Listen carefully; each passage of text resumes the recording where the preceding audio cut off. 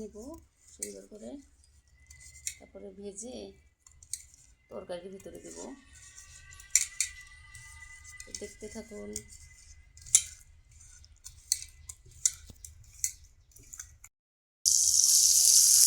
মাছগুলো আমি ভেজে নেব, এখন তেলে ছেড়ে দিলাম।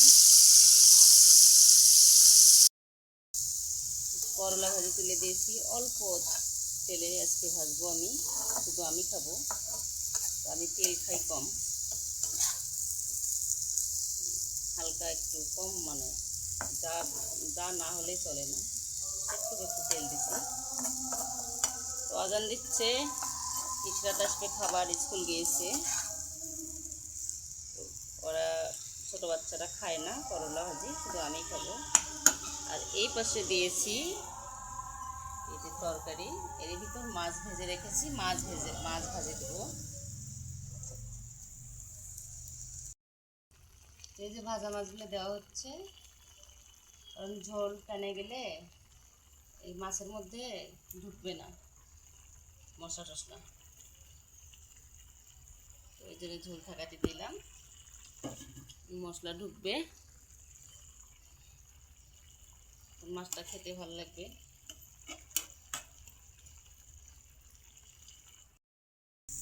তো এই তো আমার রান্নাটা হয়ে গেল, এখন আসলে অফ করে দিব। তো এই পাশে দেখ, করলা ভাজি হয়ে গেছে, অল্প তেলে শুকনা শুকনা করে ভাজছি।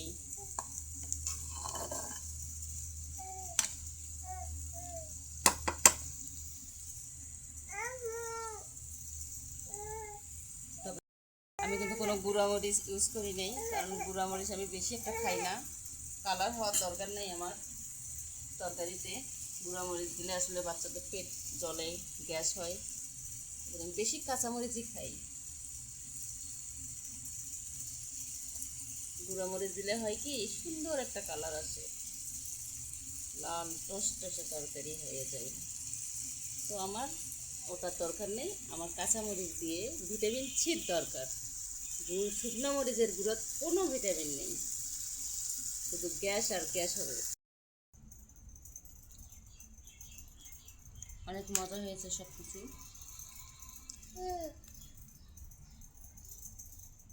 করলা ভাজিটা মজা হয়েছে, সবচেয়ে ভালো লাগছে আমার এই ভাজিটা।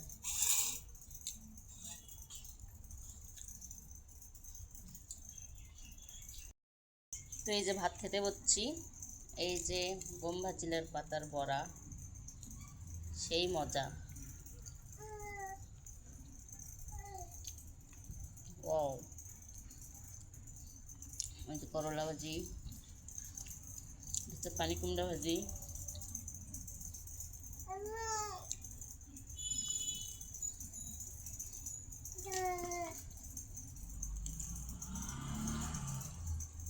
মাছের চচ্চড়ি, সেই স্বাদ। আমার সব তরকারির মধ্যে এইটা খুব মজা লেগেছে। মিশ্রা তো ভাত খাও, তো তুমিই ভাত খাও, খাও।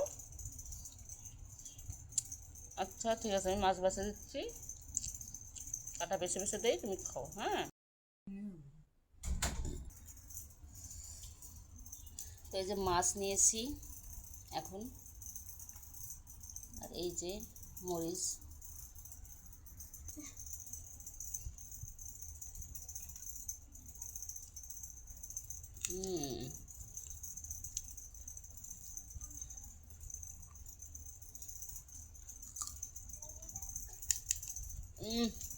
এত ঝাল।